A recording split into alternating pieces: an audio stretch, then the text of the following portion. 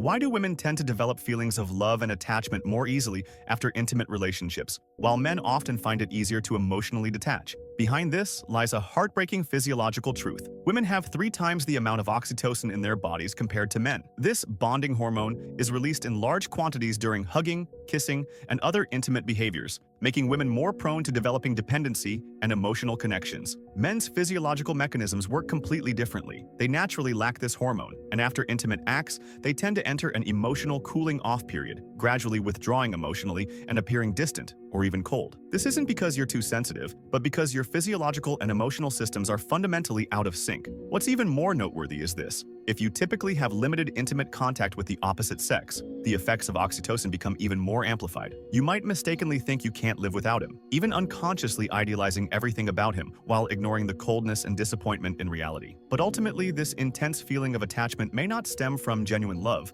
but rather might just be an emotional illusion created by hormonal effects. But that's not the whole story. Beyond hormonal influences, women's emotional reactions after intimate acts are also driven by a psychological compensation mechanism. Women bear far greater risks than men: pregnancy, physical health issues, emotional fluctuations, and they must also face society's moral expectations regarding purity and self-respect. From childhood, they're instilled with ideas like, you must confirm love before having relations. Casually giving yourself away is wrong. These concepts penetrate deep into the subconscious, and once boundaries are crossed, they easily trigger intense anxiety and self-blame. To reduce this internal conflict, they unconsciously deepen their dependence on their partner. They constantly convince themselves this relationship is special, using this to rationalize their decisions and ease internal anxiety, preventing themselves from becoming what others might call a loose woman. There's an even deeper psychological mechanism at play: anxious attachment. Many women have lacked stable emotional support since childhood. Their mothers may have been hot and cold, distant and close alternately, leading them to form a deep-seated belief: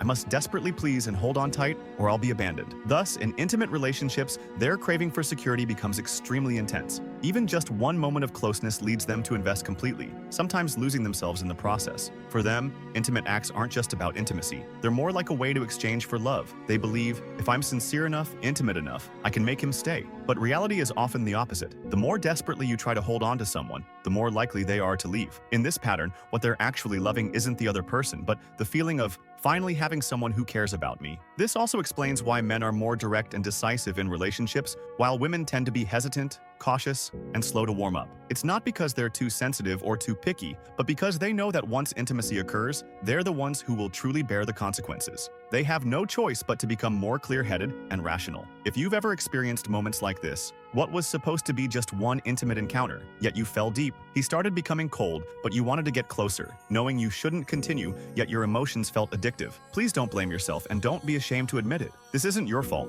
It's your body and emotional system's natural response. But please also take a moment to ask yourself, am I really in love with this person? Or am I using this person to try to fill a long-standing emptiness inside? We all deserve to be loved tenderly, but that love shouldn't be sustained by your emotions alone, and it certainly shouldn't be built solely on hormonal reactions and internal deficiencies. A truly worthy relationship is one that makes you increasingly stable, increasingly at peace, and increasingly yourself.